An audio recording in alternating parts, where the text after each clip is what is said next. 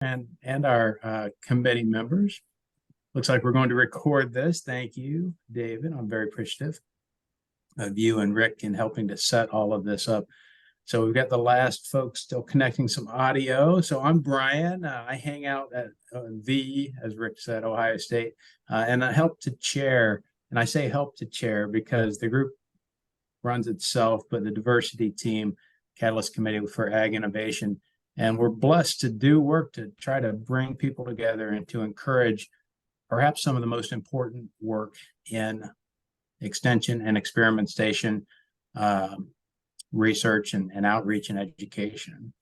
And it's big stuff. It's good stuff. Today, we have a special guest presentation. I'm so excited. Jen Ballinger, who currently serves as a tribal relations specialist for USDA Forest Service, Northern Research Station, NRS, and the Forest Products Laboratory. In this role, she helps enhance connections, bringing people together between tribes, indigenous communities, and the Forest Service researchers in order to facilitate some information exchange, but particularly in deference and with culturally relevant and in respectful ways. And so that just speaks to me. I love it. I'm so excited. I'm not going to take any more time because Jen is going to tell us a little more about herself as she presents. So I just want to thank you, Jen. She did say, if you have a question, pop it in the chat and I'll watch that as she's presenting. And if we have a pause, we can catch that. So with that, Jen, thank you so much for being here. Yeah, thank you so much for having me. I'm very excited to talk and visit with you folks today. So I'll pop up. I've got a couple of slides to kind of help me in my talk, keep my thoughts on track here. But I'll start off with Buju, Anin, hello. Jennifer Ballinger, Gema Sagjawe Gabawik Indishina Kaz, Makwan Dudame, Wawiatanang in Donjaba, and Dede Bundash Gionjaba Iwade Gichio Nigaming. So what I started out there was with a traditional Ojibwe protocol greeting, as it's like to be called here. I'm a direct descendant of the Grand Portage Band of Lake Superior Ojibwe. And so for those of us that are learning or can fluently speak our Ojibwe language, we like to always introduce ourselves in kind of that same way. So I started off with my name, Jen Ballinger, or Sagjawe Gabuik. There's not really a good English translation for what my Ojibwe name means, but for some folks it's a little easier. But for mine, I think maybe the most concise way to explain it is that I'm named after a sunrise spirit. I belong to the Bear Clan, and I grew up outside of Detroit, Michigan, but want to acknowledge that my father is of that place, Grand Portage. And so that's where my familial ties come from. And so with that protocol greeting, you're kind of starting off at the circle, I like to say it, of who are you with your name. And again, when you speak Ojibwe, there's a lot of stuff you can probably figure out about me and some of the responsibilities that I have that go along with my Ojibwe name. You state your clan if you know it, or if you have one. In Ojibwe culture, clans are patrilineal. They're passed down through your father. And so my dad was Bear Clan, so that makes me Bear Clan. And so again, there's certain cultural duties or responsibilities that a lot of Bear Clan members have. Traditionally, they would be kind of like the policemen of different villages, going out, walking around, checking out things, making sure folks are doing what they're supposed to. But because they spent a lot of time walking around outside of the villages, they also learned a lot about plant medicines and kind of that natural order of things. And so lots of times medicine people in Ojibwe culture tend to be Bear Clan.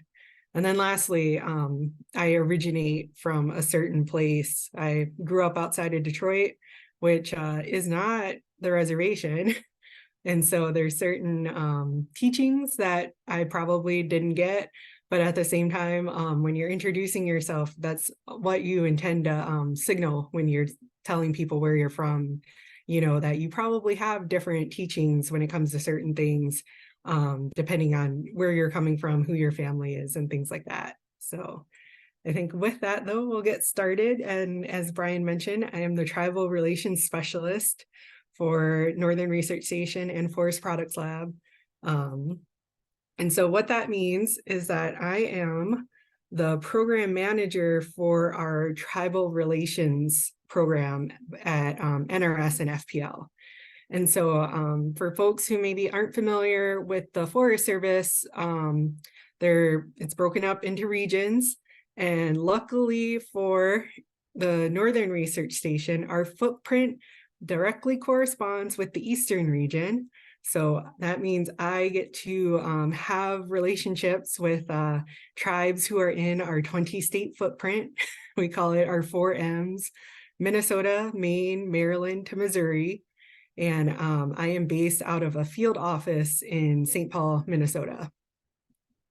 And so this is a map too that not only shows you the boundary of the Eastern region, but the kind of brown hatch marked land areas are reservation lands. And so you can see, maybe it's kind of hard to see, but there is quite a bit of reservation lands within the Eastern region. And I deal with about 86 plus or minus tribes here. And so it really just gives you a sense of just how important this land was to Indigenous people and just how many Indigenous communities did call or continue to call this place home. And so this is another map that really highlights that. This is a really great resource if you're ever interested in knowing maybe who the original inhabitants of your place or area that you live, work, or like to recreate in. Native-land.ca. It'll show you some folks who were traditionally known to have lived in the area, as well as provide place names in different Indigenous languages. And again, you can really see here in the Eastern region, especially along the Great Lakes, it's really a hotbed, a different melting pot of really diverse cultures, lots of languages that were spoken here originally too. And so I hope this really helps underscore that, with kind of all the different colors overlaying and overlapping with each other. So for our tribal relations program, I know I really don't like it when I have to put a lot of text on slides, but I think it's a good way to cover just how we're approaching it now. There's a lot of new interest, I'd say, from this administration, especially with developing better relationships with tribe, definitely increase interest in applying Indigenous knowledge into federal decision-making, as well as wanting to better uphold the federal trust responsibility that the United States government has with the tribes. And so in response to that, the Northern Research Station hired me to implement and create kind of their tribal relations program. Before, it was kind of piecemealed, where it really was dependent from researcher to researcher, maybe if they've had a chance to interact with an Indigenous scholar at one of the universities that they adjunct at, or just maybe had made a connection through some colleagues on the National Forest System side with some of the local tribes around the National Forest. But when it comes to thinking about tribal relations, it's really important that, we not only recognize, but respect that tribes have sovereignty. And so a really common misconception is that, all these treaties and the federal government's view of tribes gave tribes rights. And that's not the case. Tribes have always had rights. They've had these inherent sovereign usufructuary or usual rights of occupancy to the land as distinct sovereign nations since time immemorial. And the United States government really took advantage of that when they were looking to, kind of assert their political power. Because before America, the monarchies decreed it that only they could directly deal with the tribes when the colonies were getting established over here. And so it was definitely an act of rebellion, as this fledgling American government got up and going and started making treaties with the tribes on their own. And so in the United States Constitution, it also lays out that treaties are the supreme law of the land.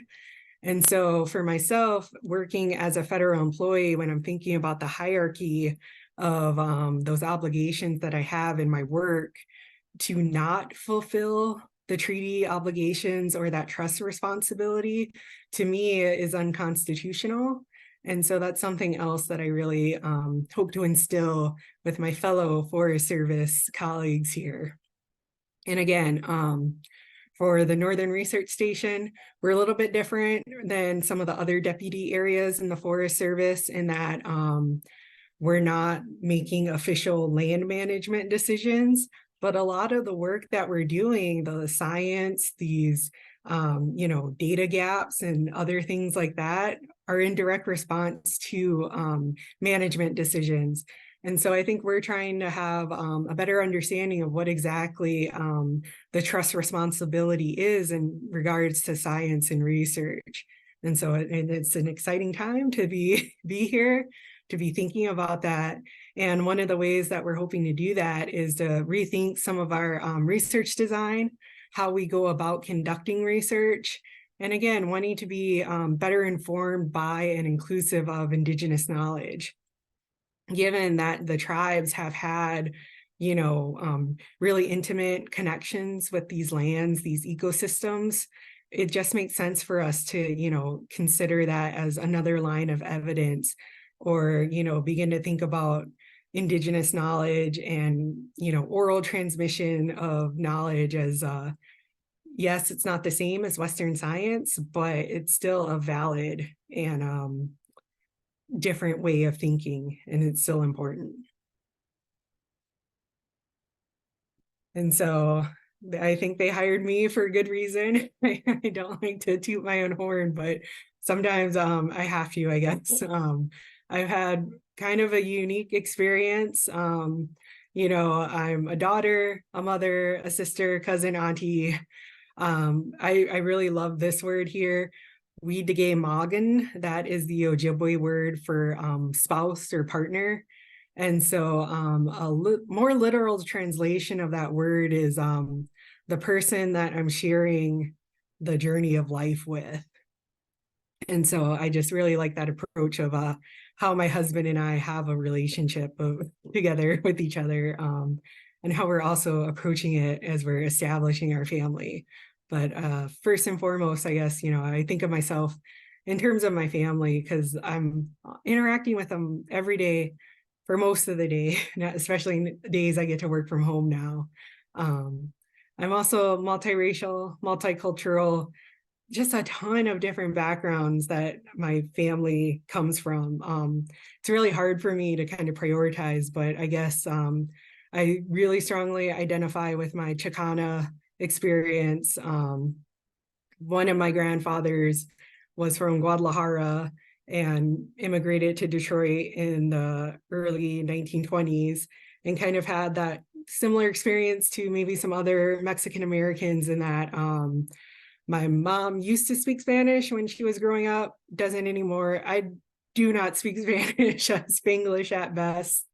And then too, as I'm been living my life here, Anishinaabe Kwe, or an Indigenous woman, an Ojibwe woman, learning what that means. But I really like to, at the end of the day too, Anishinaabe also just means person in Ojibwe. So just here living the best human life that I can. Thinking about work experience, again, I'm currently serving as a tribal relations specialist. Before that, I was an environmental scientist on contract to NOAA's Office for Coastal Management, where I was doing a lot of support for the Great Lakes Restoration Initiative projects they were working on, as well as serving as the liaison for the Wisconsin Coastal Zone Management Program. Some folks may be familiar with that program. They also administer the National Estuarine Research Reserve system. So get to interact with those folks when I was at that position. That was pretty cool. And then before that, my first job right out of undergraduate was working as a outreach specialist at the Great Lakes Indian Fish and Wildlife Commission, which is an intertribal natural resource management that oversees and implements the off-reservation treaty harvesting, so hunting, fishing, gathering for 11 Ojibwe tribes in Minnesota, Wisconsin, and Michigan. And then educational experience, I think, yeah, that one's been really interesting too. I can't really explain the clear path it looks like here on the slide, but I started out, I was dead sure I was going to be a doctor. I started off as pre-med, just going for biology at the University of Minnesota, Twin Cities. I thought I was being a good honor student by taking 21 credits one semester, and I got so super sick. I got bronchitis for about 2 months straight because it turns out I have a mild allergy to formalin, and I was taking the cadaver lab that semester, and just the stress and repeated exposure was just not a good time. And so I kind of took a step back and rethought, well, what am I even doing? This is obviously not working out if it's affecting my health like this. And so at the time, a couple of my friends had convinced me to take the Ojibwe language because they said, oh, this professor's a pushover, Jen, take it with us. It's an easy 5-credit A class. So I did, and I just loved it so much that I then decided, well, I just by taking the language classes in and of itself, I'll have enough credits to do like a double major in American Indian Studies.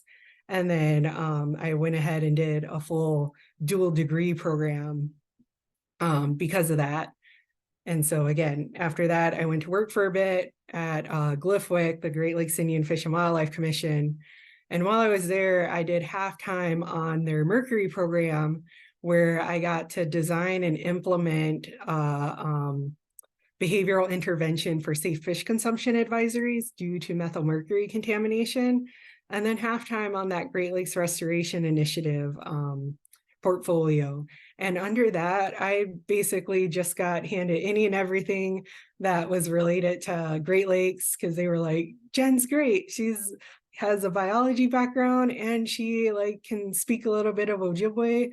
And so they kind of sent me out into all the 11 member tribes communities, made some connections, and yeah, just really got to sit with a lot of knowledgeable folks when it comes to things like Ojibwe culture, indigenous knowledge, that traditional ecological knowledge, you know, the importance and all the interactions that go along with walleye harvesting, the spear fishing season here in the springtime, things to do with wild rice harvesting, and just all the different you know, resources that we were managing there. And so after that, I decided to go back to grad school, did a Master of Public Health, and was just really interested again in understanding how environmental policy impacts public health for Indigenous communities, given, you know, my long work with safe fish consumption advisories. And again, thinking about how treaty rights maybe and cultural revitalization could be used to promote better public health in Indigenous communities. Although I kind of eased up on language learning, I still kept in contact with a bunch of friends from undergrad, and too, working out in the communities. There's such a need and desire to, you know, reconnect with culture. A lot of cultural lifeways were disrupted by a myriad of American policy decisions, such as the assimilation, you know, goals that they set out with the boarding schools, that disruption of, you know, wanting to kill the Indian to save the man type mentality, again, with urban relocation acts that happen with different families. And so to me, I see a lot of value in reconnecting with culture not only just for that public health aspect, but kind of that cultural or spiritual health too. And so now I'm here at the Forest Service again, because there's a lot of stuff that, you know, we use in Ojibwe culture that comes from forests and grasslands.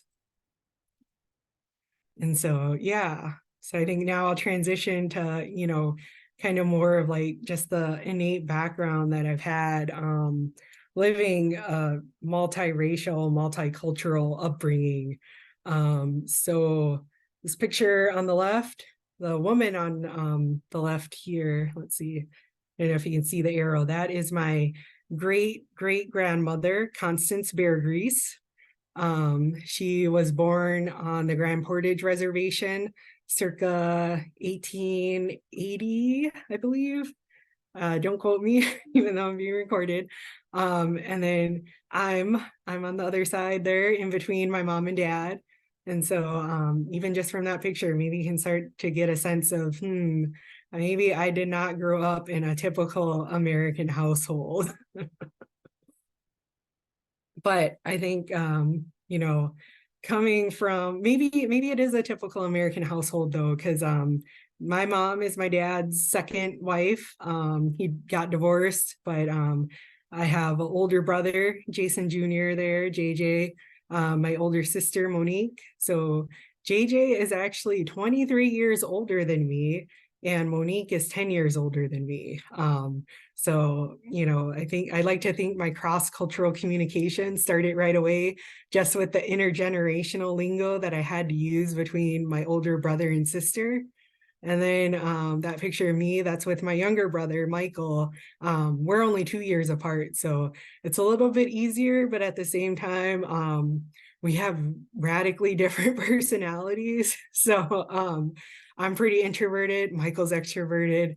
I do environmental science stuff. He does way more tech stuff. Like he used to work at Apple and does like all sorts of IT type stuff. And he's, yeah, I just don't like any of that stuff, but he loves it. And yeah, but we still come together and nerd out on other stuff though.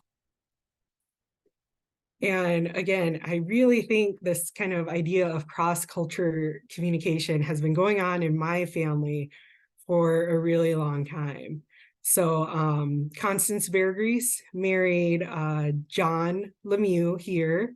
So Constance died in the flu epidemic of 1910. And so John was a widower with my great grandma and great great uncle here. So this is Eleanor and Cyrus. Actually, nope, I threw an extra great in there. This is my grandma. Eleanor and my great uncle Cyrus. So again, he was a widower and he unfortunately was not there when Constance died. He was away working as a logger in northern Wisconsin, but came back to Minnesota, as the story goes. There was a lot of death that happened throughout Indian country at that time. And so Eleanor and Cyrus had gone from Grand Portage to the Boys Fort Reservation, kind of more inland in Minnesota, and were living with their grandmother. And she passed away a year after Constance. And so then they wound up going to an orphanage in Superior, Wisconsin. And so there's a family story that it was a cold, rainy night. John came in, kicked the door open of the orphanage, took Eleanor and Cyrus, and he left to go to Detroit. And that was about, I think, 1925.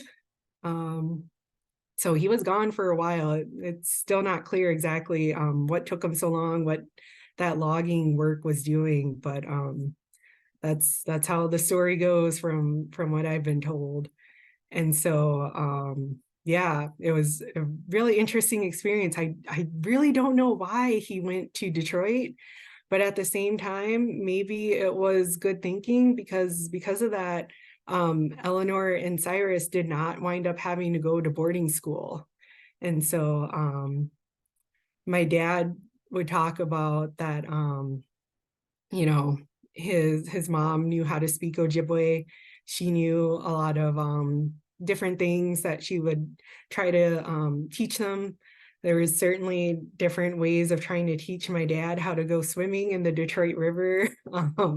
He says that she would throw him and all my aunts and uncles off a dock in Belle Isle and said, sink or swim. There's a nice current for you guys to learn how to become strong swimmers. They talk a lot about harvesting chestnuts in Detroit and, you know, how they would know the harvest was about ready to be ripe and how they like to cook it and things like that. But again, that cross-cultural communication is difficult a lot of times. For John, he did not remarry. He stayed a widower for the rest of his life, but he really loved Eleanor and Cyrus. But at the same time, maybe there was a lot of grief that he didn't deal with because Eleanor, when she grew up, she married an African American and named Clarence. And after that, they did not talk for a very long time. This is the only picture that we have of Eleanor with John and Cyrus after Eleanor had her kids. So that's my oldest aunt, Joan there. And they didn't talk though. And, you know, it was because my grandma fell in love with a Black guy. So that was also, unfortunately, a maybe not so uncommon thing that happened, but you know, it is what it is. And my grandma, though, had a really big family, though, coming out of that. And so there's my dad in the white shirt. That's one of the few pictures that I have of my dad with all my uncles. My uncle Leslie, next to him here, died of a heart attack when he was not quite 40. So pictures like that are really special to me. But my dad is the baby of 7 here. I like to think maybe he was the oops kid that happened, given that Sally over here is again about 7 years older than my dad. So again, we there's just always the cross-cultural stuff that comes along with different generations. My dad always talks about how he got beat up by all his brothers and sisters, but he knew that they loved him because he was really, really babied. It's said that my dad didn't learn how to walk until he was almost 2 because he was an air baby. With because by then the couple of oldest aunts and uncles already had some teenage kids that were already helping to babysit them. So yeah, my aunts there, that's Vivian, the middle sister on top of Joan and Sally, my Uncle Harvey, my dad, Uncle Leslie, and Uncle Clarence, and one of my many cousins in the background there. You know, and that was something else I was reflecting on today. It's like, man, it's hard to find pictures where we're all in the same picture. But yeah, and the other thing too, cross-cultural communication, thinking about coming from a Black Indian family, that was really hard to relate to people because it wasn't very common for a lot of folks back then. Again, as I pointed out, my dad's the baby and he was born in 1947. So we're talking about 20s, 30s. Detroit was very much racially segregated. They grew up in the Black Bottom neighborhood off of Jefferson Avenue on the east side of Detroit. And so it was really hard. Again, my grandfather died young, and my grandma had to make way for 7 kids. And in response to that, though, most of my aunts and uncles went into the Air Force, I think as a way to get out of that poverty. But she put her foot down and said, her youngest daughter and youngest son, my dad, were not going into the military. Everyone else good, but not her babies. So again, that was kind of an interesting upbringing, having a lot of military family. There were some ways where we were really like strict about time, which again is also kind of unusual for for Indian people. But again, it's also common too, because a lot of Native Americans serve in the military too. So is it something innate? Maybe, maybe not. But yeah, it's just funny how even though they grew up off the reservation, they still wound up having a lot of things in common. And so again, lots of cousins here. This is just a small smattering. Again, maybe you can start to see even beyond just the cross cultures that was happening in my family, like blood relation wise. Lots of in-laws of varying races and cultures here. So you can see my cousins, lots of cousins. This is just my dad's side too. So getting a sense of, just how big my family was. It was very much a party whenever we got together. And so through that, even just learning how to talk to my cousins was something in and of itself. We, of course, all had different personalities, different interests, but at the same time, we knew that we could always talk to each other, because at the end of the day, we were still family and we really loved each other and still love each other, as we're going along here. Now for my mom's side. My mom is the fifth of 10 kids. So this is from one of my grandma's birthday celebration. My grandma's in the middle there in the purplish shirt. So she had 5 boys, 5 girls. Her husband again was Arnulfo Pazana. He immigrated from Guadalajara. My grandmother's family had been in Detroit for a couple of decades at this point. My grandma's mom came from Huntsville, Alabama, from a Mestizo family, or mixed of Black, white, and Indians from down south. And my grandma's dad actually immigrated from Mumbai, India. And so, yeah, I really don't know how those two met. But my grandma talks a lot about just how much they loved each other, even though it was unconventional, because being from Mumbai, my great grandfather was Muslim, and my grandma's mom was a very devout Catholic, but they made it work. Obviously, to instill kind of this love of family, because my grandma's the youngest of 6 there, and then she went on and had 10 herself, so she must have really liked having family around. So yeah, so again, she met my grandfather, being from Mexico, wanting to come to America. He worked as a migrant worker for most of his life. And so my oldest uncle, Armando here in the striped shirt, he was actually born in a tomato field down near Toledo. And that my grandma and grandfather were working, picking tomatoes, at the time.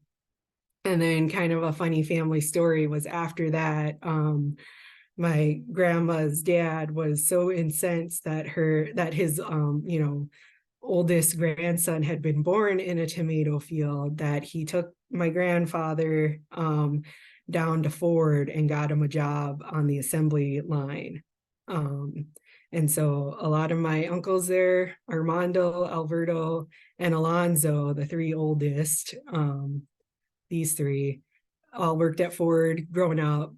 The 2 younger ones, Guadalupe and Juan, were actually Detroit police officers. They both went through the academy. And there's a really funny family story about that, in that Guadalupe has a very vivacious personality. He thinks he's pretty cool, is very self-assured. And so graduation night, he was only 19, like he went to the academy right out of high school. And so came home drunk, which, 19, but drinking age is 21, right? um, he got into a fight with my grandma and said something along the lines of, what, I'm hot shit now that I'm a police officer. And my grandma said, oh, I'll show you being hot shit, and may or may not have slammed him against the wall. So my grandma's pretty feisty there. And then for the girls there, my oldest, Saida, Nudie, and my mom all wound up becoming teachers. And then Luana works as a car salesman or car salesperson, and Cynthia, the youngest, is a registered nurse anesthetist. And so I remember growing up with her, that was really one of the first clear things that I saw about the value of a college education, was that everyone pitched in, all her brothers and sisters helped out to pay for her to go through nursing school. And so she was still living with my grandma. After school, I remember my grandma watching me. Cynthia would be in her room studying and just really working towards that. And oh man, that day she graduated from nursing school, she went out, bought herself a nice new Mustang, and I guess the rest is really history when it comes to her success after that. But again, just lots of love, lots of different personalities, and the different ways that different family members seem to identify maybe with one culture more than another, as well, was also very interesting. I'd say it's really Juan and Neri Beatty there are really the two that are left that are still pretty devout Catholics. The rest of us are kind of like, yeah, we know all that, more the buffet style Catholic, as it's called. But yeah, just a lot. And then again, lots of cousins, and again, lots of in-laws too that maybe weren't also, Mexican and Indian slash mix of everything in the kitchen sink, right? So again, learning to talk with people and learning about how my different cousins were being raised. Of course, everyone has different house rules, so that was always fun, getting to go and do sleepovers. And again, that was my mom's mantra too, in that, as she was told, why do you need friends? You have all the cousins you need for friends. So it wasn't until middle school that I actually got to go on my first sleepover. But yeah, just learning about some of the differences with like my aunts and uncles that were brave enough to marry into this crazy big family, and making it work. Some of the marriages worked, some of them didn't. Again, I think that's pretty common. And so blended families that were coming up. My cousin Amanda here in front in the white shirt, Juan actually just got remarried for the third time, and so he just had a cute little baby girl. So now Amanda's kind of in that similar spot as my brother JJ of being about 20 years older than a younger sibling. So I'm sure that'll be fun, but still, this is just where it comes from. And again, like if you didn't learn how to effectively communicate like with each other, oh, you were for sure getting teased. So it was kind of trial by fire when it came to thinking about like how I relate to people, and wanting to make sure that folks were able to understand me. Again, like when we're gathering around for like Sunday night dinner at grandma's house, there's about 40 people, and if you're not getting in to say something, sometimes it can even get lonely if you're not able to relate. But at the same time too, we also did take time to talk to each other one-on-one, because you could have those side conversations while all the grown-ups are talking. You could go off and talk in the next room and stuff like that. And so yeah, thinking about coming up, so that was just family stuff. So then I went off to college again. I went to the University of Minnesota. Easiest explanation is that I got a cool scholarship there, so I took advantage. And while I was there again, I met some really cool folks. My friend Zuri there in kind of that rainbow checkered sweatshirt there, she was the one that was really pushing of like, Jen, let's take Ojibwe together. It'll be so much fun, because the professor, Dennis there, really was a pushover. But no, he was so welcoming, and I think that came from his long career of teaching the Ojibwe language for a really long time. In that, it is that common experience for a lot of Indians, indigenous people, to not have been exposed to culture, to language. And so he just created one of the most welcoming environments when it came to folks looking to reconnect with their culture. And so that's what I started to do. I eventually became his teaching assistant my senior year of undergrad for not only his language classes, but for Ojibwe culture and history course that he taught. And so at the ripe old age of 20 there, I am pulling my first net of suckerfish, which, probably I would have had to do that probably like around maybe 9, 10 if I had actually grown up in the culture. But, it's better late than never, right? And so that kind of brings me to, the family that I see every day here. I've got a daughter now. It's just been such a joy. My husband, Wesley there, he's a Mille Lacs Ojibwe tribal member, as well as also having some very strong Finnish ancestry, pretty common here in Minnesota. Lots of folks with Scandinavian ancestry, but that's also pretty common with some of the tribes here too. So he's a Findian. We all love puns like that. I guess that's another key thing to keep in mind. If you're looking to work with tribes, like brush up on your puns. Like, we love puns for some reason. I don't know what the deal is, but yeah. So again, I had met him when I was in undergraduate. He was one of Dennis's former teaching assistants as well for language. So we met that way, and then just decided to stick it out.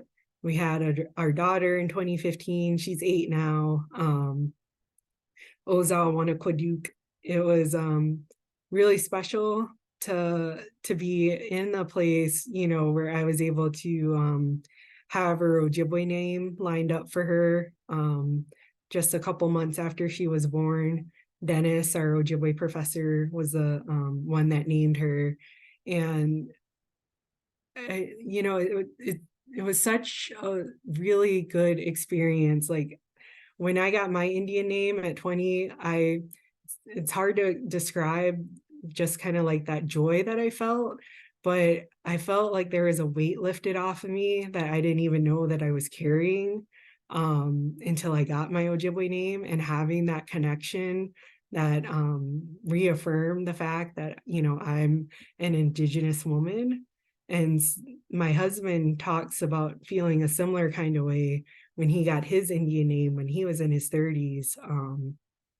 And so, being able to have that for our daughter, to where she never has to question that or feel that, I think is, I feel like that's like, okay, if I'm only going to do one thing right as a mom, I'm glad I did this for her.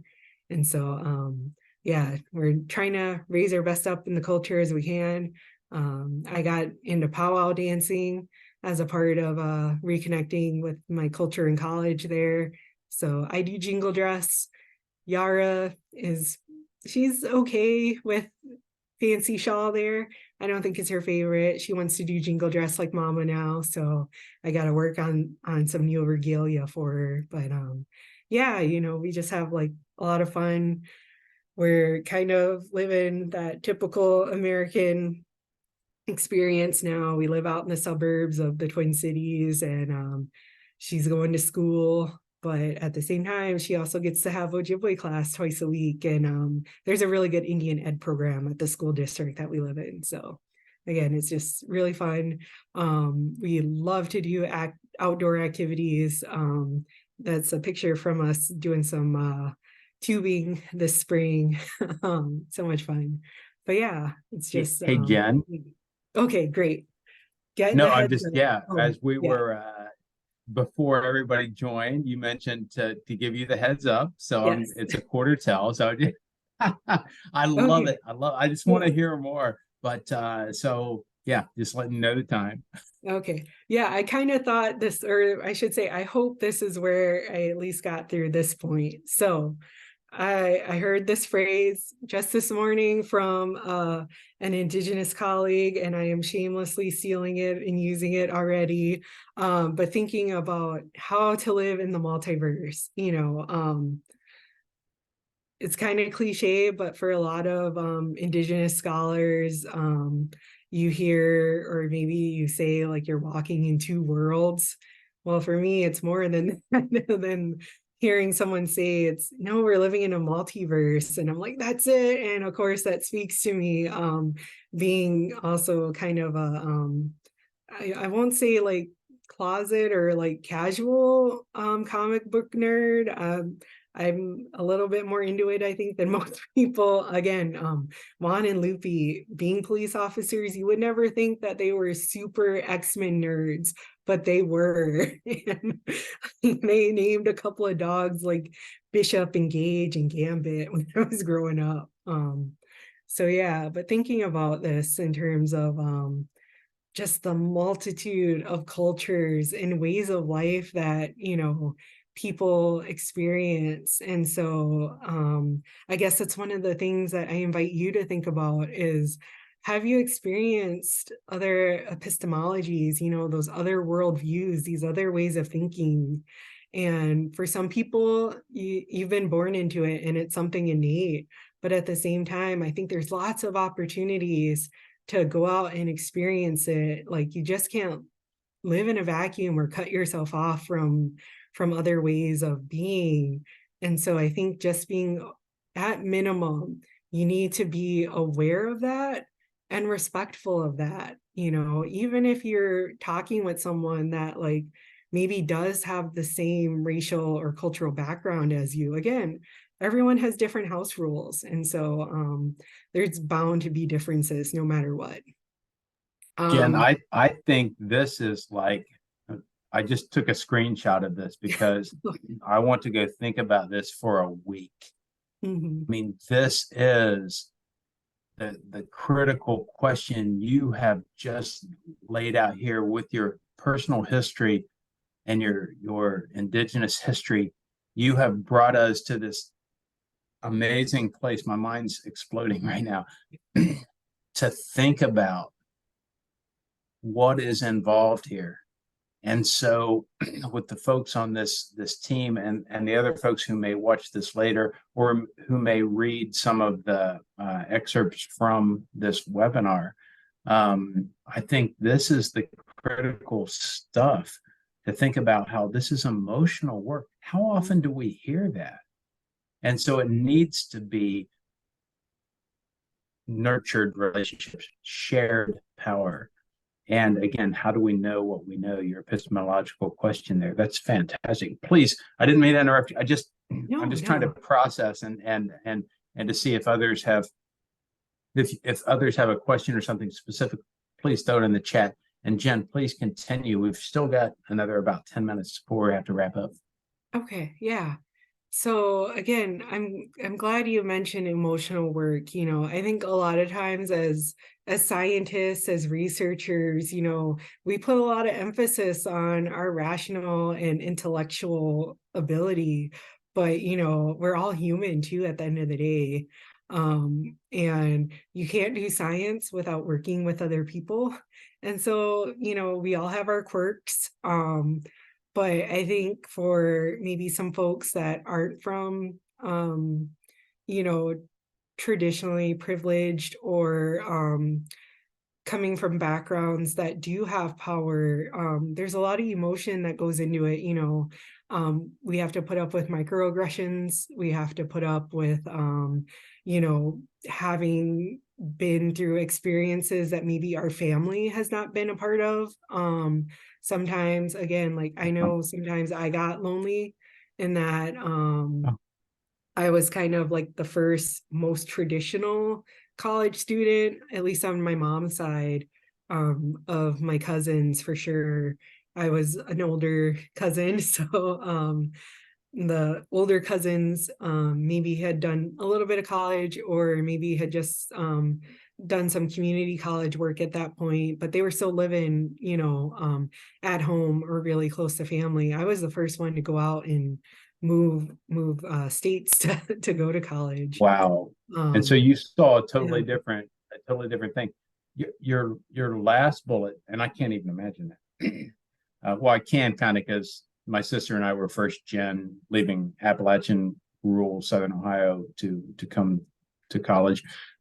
I that last point of sharing power, how might we, do you have some advice for us or some ideas on how that might look as we're doing this work? Yeah. So I think, one is to acknowledge that, there's differences in power. I've heard that from a couple of folks that I've interacted with of that, like, oh, well, I'm not the decision maker. Like, what do you mean? Like, I have power when we're talking about things of deciding how research is going to be conducted or even on what to study. Well, you're making a decision in that. And so at least being cognizant of that. And then for the Northern Research Station, again, I think we're really taking a hard look at, when it comes to, doing and conducting research in collaboration with tribes. We know that lack of capacity is a big issue, but how are we actually going to address that? Are we actually going to have serious conversations and provide more funding opportunities to tribes to, not only be able to come and collaborate with us, but if they need to hire like some staff people, that's always a big one, is not having enough staff to do the work. Or maybe they have been doing the work and it's just that a particular person in a tribal natural resources department is a fisheries biologist and a wildlife biologist and their water quality specialist. How are they going to publish a paper, when they're constantly having to work 70 to 90-hour pay periods? Um, so being okay with that. And I think again, when it comes to things like grants, again, like there's power in like, who you're deciding to fund, how you decide to allocate those resources. Like if you're expecting the tribe to just always have to do like the semi-annual progress report and you're not offering anything, if you're doing a collaborative research project but only people with PhDs are going to go on the article. That's a big one. Again, the authorship, how you list authors. Again, there's lots of little things to think about. And again, it's going back to, thinking about like, well, how early in the process too are you engaging with your collaborators? Is it just like a small select group of people that are like building out the entire rough draft and there's not really much room for compromise? Or is it like you're really saying like, I have this really broad stroke idea. Who can I talk to? How can we develop it? Where do we want to go? Do we share common sites of interest? Do we have unanswered questions that, the answer is going to be mutually beneficial? I think a good example is like thinking about the interest in prescribed fire here in the Great Lakes region. We Oh, know it's been here, but what's the end goal? How are you going to implement it? Like, what's the end goal? Do you want to do it because you're looking to restore mature old growth forests, or is it because you're looking to maximize that board feet of lumber? You know, yeah, yeah, and I think yeah. being able to answer that question and coming to some sort of agreement or at least understanding of what the end goal is a really, really important step to think about. And I again, I'll am. just end real quickly with, Oh, building and nurturing relationships. It's really hard to have trust if you don't have a relationship with someone. And for tribes, we've seen time and time again, historically with, I really always like to point to, anthropology and ethnobotany, where a lot of research was done on indigenous knowledge, but it was then turned around and presented as in, look at this primitive way of thinking. Aren't you glad it's going away and we won't have to deal with this as white people anymore? And so there's a lot of distrust that's there in a lot of communities. It's not even just, indigenous communities. I'll point out, for like Black and Latino communities, we've also seen that with medical yes. research time and time again because of that, colonial and racist way of thinking. And so there's a lot to overcome, but at the same time, if you do it, you have that trust. And, I like to think like I now have a group of people where it's like I can just pick up the phone real quick and say, hey, I got an idea. You want to jump on? Or hey, do you have an idea for this funding thing? And yeah, we can sort out and do some stuff. And it's great. Yeah, I am blown away. Yes, trust is built one step at a time, one day at a time. It can't be commanded, or the idea you were earlier when you were saying, I was just thinking about having some intellectual humility Mhm. as a professor, in a tier one research institution. What the heck do I know? There is so much, there are so many other ways to know. But we have to stop and pause. And what you just said here um, is resonating. I hope it is with our other guests on the call. And thank you all for joining us today. So we're almost at time. Does anybody have a last question, or they want to pop into the chat that they would like to ask Jen? I'm willing to hang out. Rick, or do you have a closing for our day? I know that Alton Thompson has a question, and so Alton, I'll throw it to you, and then we'll close out here in a moment, Brian. First of all, Jen, excellent presentation. I really enjoyed this fantastic presentation. My great grandmother was Tuscarora. It was an Indian tribe in the eastern part of North Carolina, and great grandfather was African American. I noticed they had a lot of similarities in cooking methods, and that led to a lot of other similarities. And they also introduced hemp, even though in rural North Carolina, if you call it the informal economy, people, it wasn't illegal, but people didn't tell. And they used it for hemp, and they also used it for medicinal purposes, but it was never abused. All right. So in terms of any similarities between the two cultures in Minnesota, Michigan, as you mentioned some of them in your chat as you was talking. I was thinking about growing up, how I'm sort of exposed to the African American culture and the Native American culture and the differences and the similarities between the two. Any similarities of that in terms of cooking methods or medicinal practices of African Americans and Native Americans? Oh yeah, like, food brings people together. And, actually there's kind of a joke here in Minnesota, because of the large Scandinavian population, like lots of Minnesota food isn't known for being really spicy. So I guess there's a little bit of that, but at the same time, I think it's really fun though, like when we've been able to think about going back to traditional foods and food sovereignty movements that are going on. I Exactly. really like all the fusion stuff that people are doing. I know for me, like this time of year, like I'm starting to think about, okay, is it actually going to be cold enough now where I can maybe turn off my heat so I can make some tamales? And I've tried making tamales with bison, has come out really good. um, and then thinking about kind of the African American upbringing that I've had too, getting to combine that with our curries from my great grandfather being from Mumbai. He actually opened up an Indian restaurant for a bit in Detroit. And so my mom really is good at doing kind of that fusion. So she makes really, really good fried chicken with all sorts of different spices and things like that. And then when her and my dad moved up to the Grand Portage Reservation, you know, folks were going nuts for her cooking. And you seeing how she made her like sweet potato and pumpkin pies, like that, like anytime there's like a community event, they're like, oh, Maria's gonna make a pie, right? And all that. And getting to deep fry fish, that's another big one. Like I grew up eating catfish a lot, and that's not really a thing here, but I guess I can put up with walleye.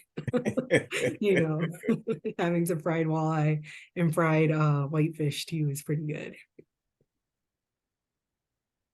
Well, Jen, I want to thank you. You've left us with your secret sauce on how to live in a multiverse, how best practices might be implemented, which includes, having cross-cultural experiences, being aware that we are engaged in emotional work, being willing to share the power. And the last one was the one that really resonated with me, and that is build and nurturing relationships, because we have to build and nurture those relationships because trust follows that. And so with that, I want to close out our webinar this afternoon and share that we appreciate you building a relationship with us and us building a relationship with you. If there's any way that we can help you in your job, we are more than willing to assist you. I'm hoping that you view the same from us as a collection of experiment station directors on behalf of our national organization, agInnovation. And so with that, Jen, I want to thank you. We will close out the webinar, and I will add for anyone who's joined us that this is not the end of the conversation. This is the beginning. Thank you so much for joining us. And thank you, Rick. And again, thank you for, inviting me to come and talk. We're nurturing our relationship here. And I just really appreciate, following up like this, in that, by doing this, we're continuing this, and it's not just distractive on your end, that you just didn't, come to my one talk and you're like, oh, Jen said all this stuff, blah, blah, blah, blah, blah. And I know everything now because I listened to one talk from Jen. Oh, Jen, if only. Yeah. Well, I'm still learning too, but I'm always more than happy to share what little I know. Me as well. And with that, Jen, thank you so much, my friend. Yeah, thank you. Take care now. Yep. And with that, Brian, any final words? Just to thanks everybody, and especially to Jen. Have a great day, a great holiday season that's coming up, and we'll see you at the next webinar. Outstanding.